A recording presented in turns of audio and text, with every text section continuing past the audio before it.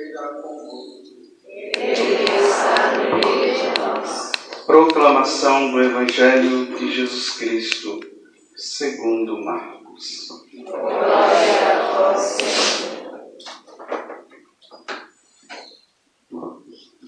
Estando com seus discípulos em Cafarnaum, Jesus, num dia de sábado, entrou na sinagoga e começou a ensinar. Todos ficavam admirados com o seu ensinamento, pois ensinava como quem tem autoridade, não como os mestres da lei. Estava então na sinagoga um homem possuído por um espírito mau. Ele gritou: "Que queres de nós, Jesus Nazareno? Viestes para nos destruir? Eu sei quem tu és. Tu és o Santo de Deus." Jesus o intimou: "Cala-te e sai dele." Então o espírito mau sacudiu o homem com violência, deu um grande grito e saiu. E todos ficaram muito espantados e perguntavam uns aos outros: "O que é isto? Um ensinamento novo dado com autoridade. Ele manda até nos espíritos maus e eles obedecem." E a fama de Jesus logo se espalhou por toda a parte, em toda a região da Galileia. Palavra da salvação. Glória a vós, Senhor.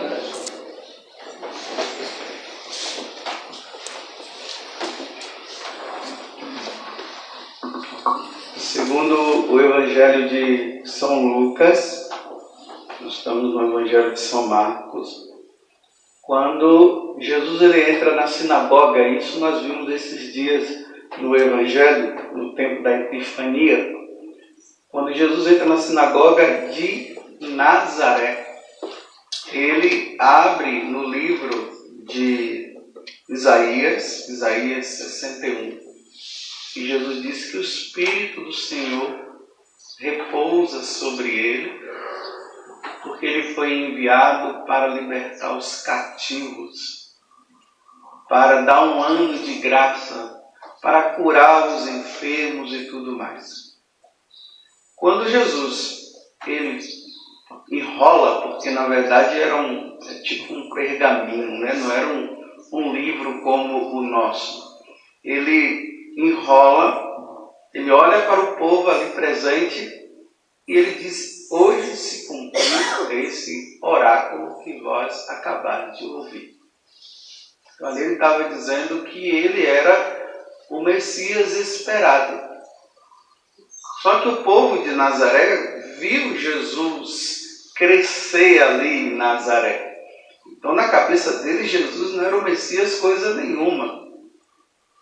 Só que as profecias diziam que o Messias, quando viesse, ele iria nascer em Belém. Eles não sabiam que Jesus havia nascido em Belém. Jesus nasceu. Então eles não acreditam, expulsam Jesus de Nazaré. Lá em Nazaré tem um lugar que é um precipício. Eles quiseram jogar Jesus no precipício.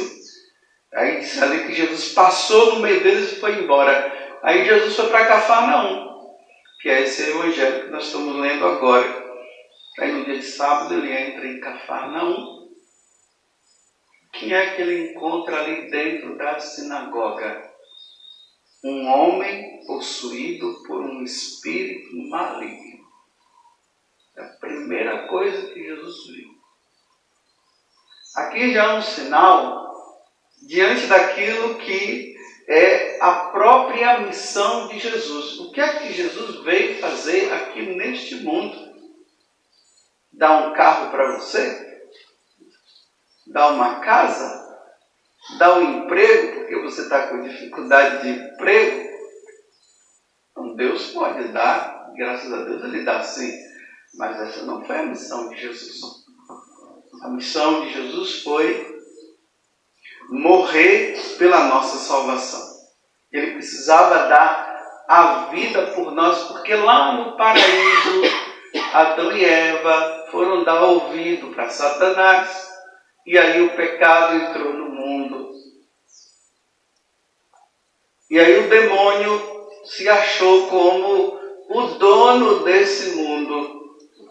E quando se fala o dono desse mundo, não é simplesmente, não é esse mundo aí, enquanto criação, não. É dono de nós. É isso que ele achava. Tanto que nas tentações de Jesus, o demônio ofereceu a Jesus as coisas desse mundo. Se você se prostrar diante de mim, você vai ter todas essas coisas. Aí Jesus disse: adorarás somente ao Senhor teu Deus. Então o demônio se achava e se acha dono desse mundo. Então Jesus vem para destruí-lo. Jesus vem vencer a morte e vem vencer o diabo. Porque a missão do diabo é nos afastar de Deus, é nos tirar do caminho de Deus. Satanás, ele tem um ódio mortal de Deus. Satanás é inimigo de Deus. Satanás nunca vai se arrepender. Por isso que o inferno foi criado, para que ele fique lá, porque de lá ele nunca mais vai sair. E infelizmente os seguidores dele também. Então o demônio, ele tem um ódio. Como ele não se atreve a enfrentar Deus diretamente, ele enfrenta Deus diretamente através de nós. É assim que ele faz. Ele ofende a Deus através de nós. Toda vez que nós caímos no pecado, principalmente no pecado mortal, nós estamos fazendo a vontade do demônio. Aí o demônio ri na cara de Deus e olha para Deus e diz: tá vendo? É a mim que eles obedecem, não é a você. É assim o processo. Vai ser assim até o dia do juízo final, quando Jesus vier na sua glória. Mas ele já foi vencido, o demônio. Ele foi vencido na cruz, quando Jesus morreu na cruz. Mas por um mistério que nós não entendemos, como eu falei ontem, Satanás continua a agir, levando-nos ao querendo que nós ofendamos a Deus, para que um dia também nós estejamos lá com Ele. Então é na tentação que nós vamos dar a nossa resposta. Se nós obedecemos a Deus mesmo, ou se nós obedecemos ao demônio. Quando nós caímos, repito, no pecado, nós estamos dizendo que nós obedecemos ao demônio e não a Deus. Vocês entenderam?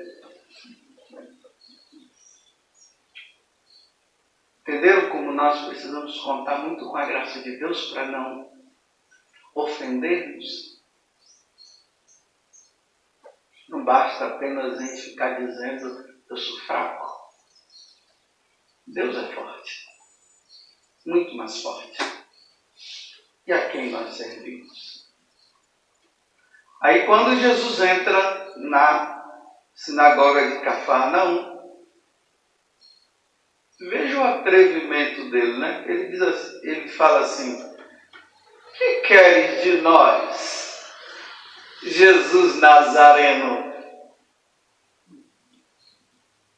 Viestes para nos destruir? Eu sei quem tu és. Claro que ele sabe quem é, porque ele conviveu com Jesus no céu. Ele conviveu com a Santíssima Trindade, ele estava lá. Ele foi expulso do céu.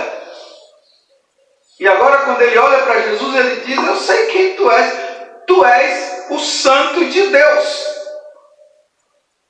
E Jesus o intima e manda ele calar. Porque não é o demônio que tem que reconhecer Jesus como Deus, somos nós. Nós é que temos que reconhecer. Mas o demônio já conhece. Ele já sabe quem é. Então esse atrevimento dele é como se ele estivesse dizendo assim: quem manda aqui somos nós. Você veio agora para destruir o que nós fazemos? Como se ele dissesse: sai daqui. E Jesus: cala-te. E manda ele sair do homem. E o povo, e ele saiu, os homens, o pessoal que estava ali na sinagoga de Cafarnaum ficou admirado. Nossa, quem é esse homem que até os demônios obedecem? Olha só a pergunta deles. Eles ainda não reconheciam que eles estavam, na verdade, diante de Deus ali. O Verbo que se encarnou. Jesus que veio no meio de nós através da Virgem Maria, com uma carne igual à nossa, porque Jesus ele tem essas duas naturezas, a divina e a humana. A humana para quê? Para ser oferecida como sacrifício na cruz pela nossa salvação. Porque Deus não morre.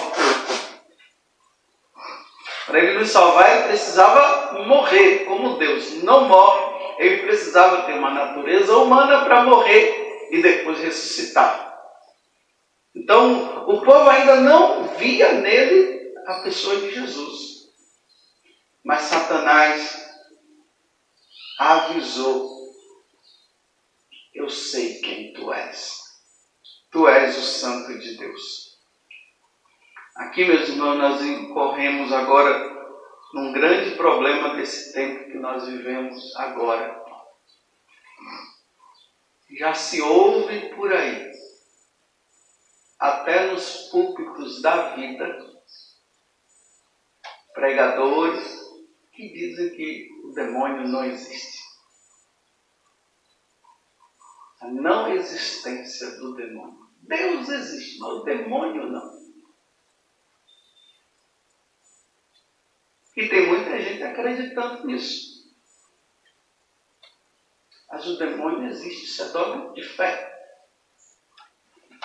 Eu não preciso nem ficar me perguntando se o demônio existe.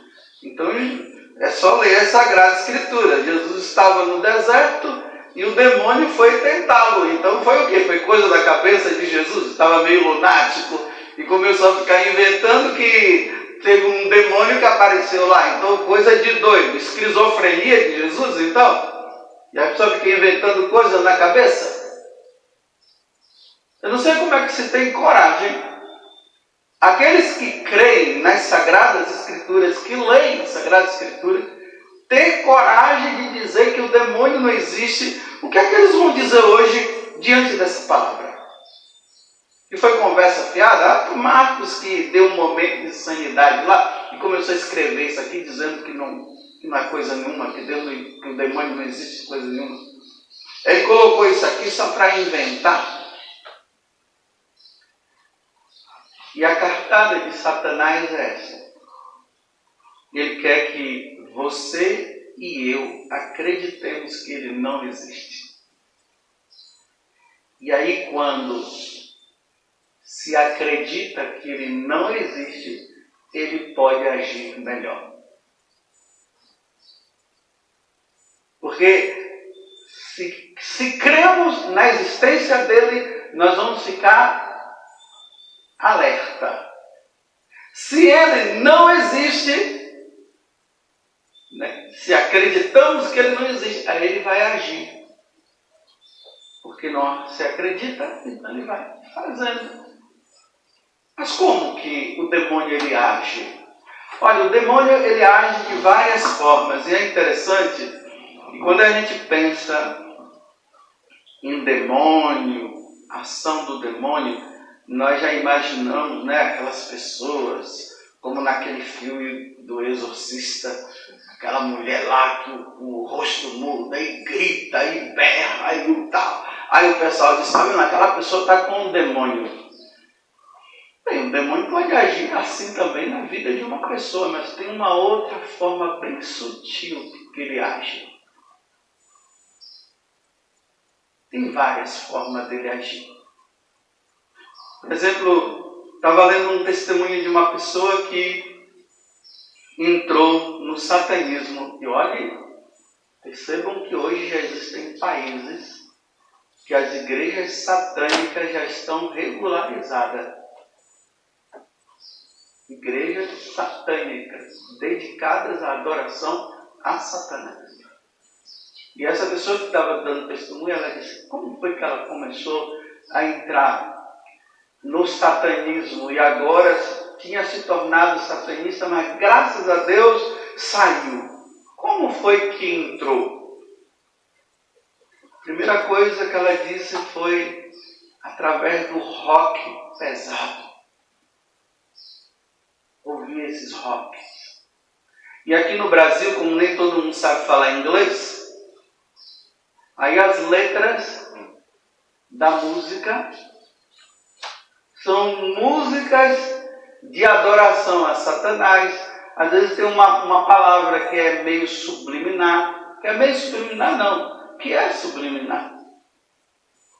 E ali o pessoal vai na batida da música e fica dançando e depois consegue decorar e naquele momento que decora a música já está fazendo oração a Satanás diretamente.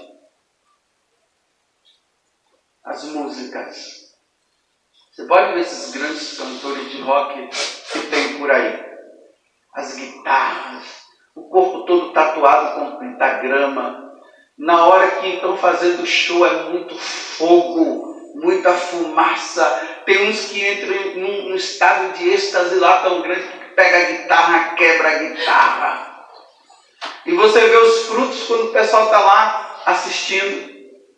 O povo embaixo, aquela gritaria, muita violência, sexo, tudo isso. Então, pelo rock, a pessoa já está servindo sem saber. Já está prestando adoração sem saber que está prestando adoração. Não precisa falar no nome dele. É só falar na letra da música. Eu te adoro, ó Espírito das trevas. E aí vai. E outras palavras que vêm. Outra coisa que o demônio oferece. E essa pessoa dizia, muito sexo. Sexo, sexo, sexo, sexo, sexo. Muito sexo. Liberdade sexual. Prazer. Porque o demônio ele vai oferecer um prazer que está muito relacionado a esse mundo e não aquilo que Deus nos oferece como uma verdadeira felicidade que é no céu. Muito prazer, muita bebida, prazer, sexo, rock, bebida. Geralmente essas pessoas, vocês podem observar, têm aversão às coisas de Deus. Não gostam de Deus, não vão em missa, não rezam e acham que aqueles que seguem a Deus são fanáticos, são lunáticos. Aí esse cara diz que depois de um tempo ele se deu com a Bíblia satânica. E aí começou a ler a Bíblia satânica. Diz que em pouco tempo ele leu. E se tornou satanista. Até que um dia ele disse que ele estava em casa. De repente apareceu um homem assim, ele disse que estava sonhando que tinha um homem, por sinal não era feio não, muito bonito, oferecendo coisas para ele. E aí ele começou a dialogar, E a vida dele foi prosperando, até que ele foi percebendo que aquilo ali não tinha algo que não estava muito certo. E, enfim, graças a Deus, encontrou uns amigos que o levou para a igreja e ele voltou agora à vida com Deus, voltou a ter uma vida santa. Vocês pensam que essas pessoas que gostam de filme de terror vai terminar adorando a Jesus Cristo? Que prazer se tem em assistir filme de terror? Que prazer tem isso? Homens saindo das catacumbas, fantasmas aqui e acolá,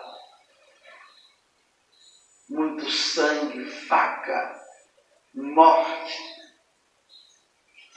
violência.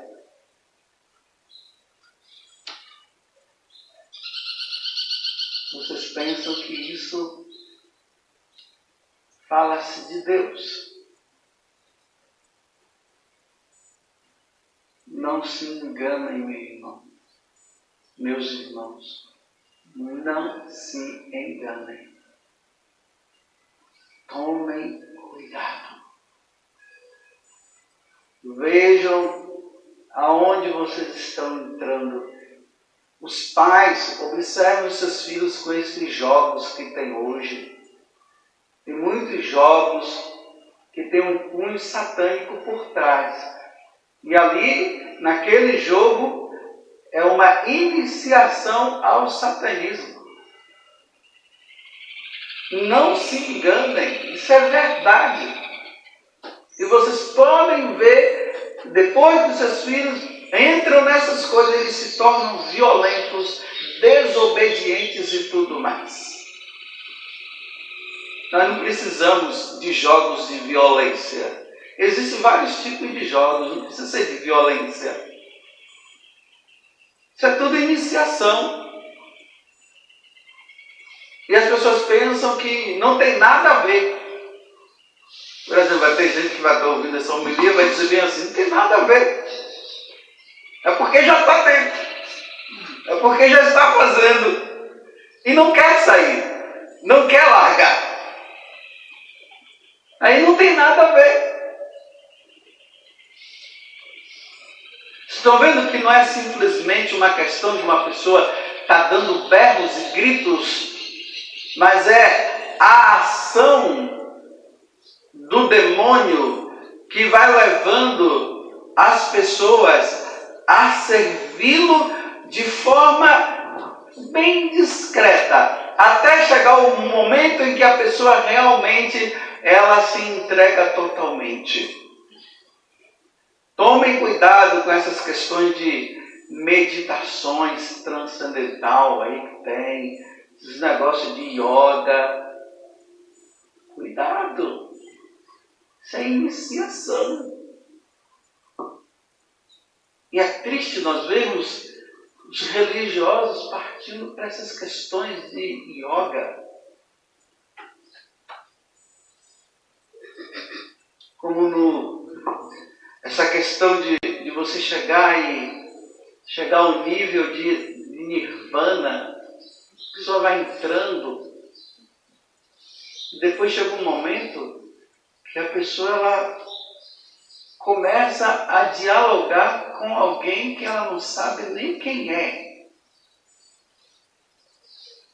E esse alguém que começa a pessoa a dialogar e não sabe nem quem é, já é o espírito das trevas que já está dizendo para ela o que ela deve ou o que ela não deve fazer.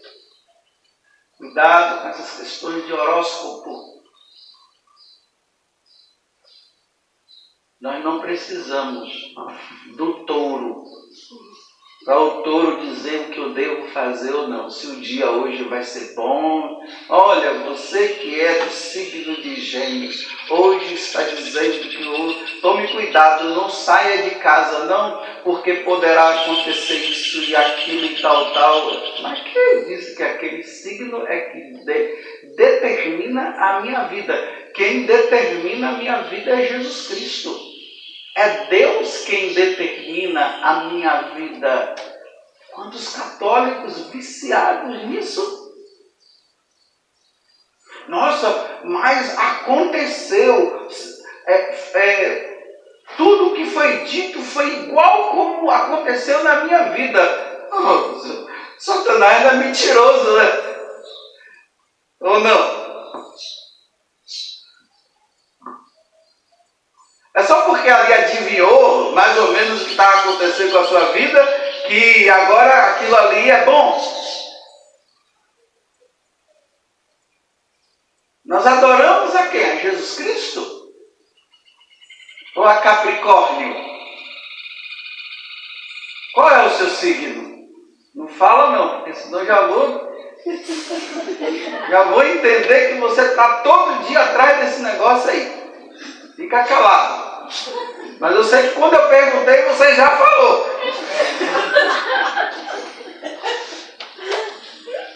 Porque está tão impregnado na pessoa que ela já sabe. Nós não precisamos de signos. Nós precisamos de Jesus Cristo. É dele que nós precisamos. Bem, vou terminar dizendo o seguinte: a quem você está servindo? Deus ou Satanás? Aí você diz: não, padre, eu estou servindo a Deus. Pô, graças a Deus. Graças a Deus. Mas por que você anda fazendo isso? E por que você anda fazendo aquilo? Ah, você serve a Deus? Sim, mas por que você está no adultério? Quem está no adultério não serve a Deus. Não, eu sirvo a Deus, mas por que você anda mentindo? Se o pai da mentira é o diabo, Jesus falou. Não, padre, eu não estou servindo ao diabo, não. Você mente? Minto, então. O pai da mentira é o diabo, então você é filho do diabo? Não, não sou. Não se ofenda. Mas quem falou que o pai da mentira é o diabo? Então, se o pai da mentira é o diabo, então, se você está mentindo, você é filho de quem?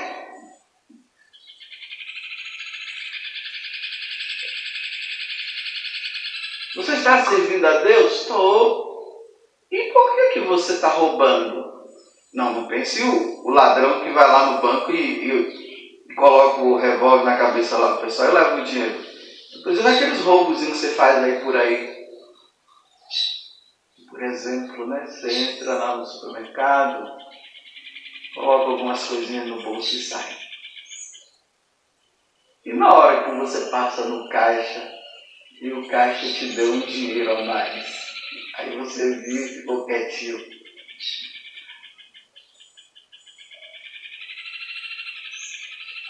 E aquele preço que lá, para vocês que trabalham em lojas, são donos de lojas, né? O dono sabe lá de quê? E o preço daquela camisa é R$50 e você está vendendo a 51. Isso é roubo. Isso é roubo. E quem rouba serve a quem? A Satanás. Está vendo que não é só aquele grito lá, aquele pessoal que fica gritando e joga água benta e chama o padre para fazer exorcismo, e aquele ali está com o demônio. Meus irmãos, todas as vezes que nós caímos no pecado, principalmente no pecado mortal, nós estamos servindo não a Deus, mas ao diabo. Ninguém precisa ser possuído para fazer isso. É só servi-lo. Louvado seja nosso Senhor Jesus Cristo. Para sempre seja louvado. E a nossa Mãe, Maria Santíssima.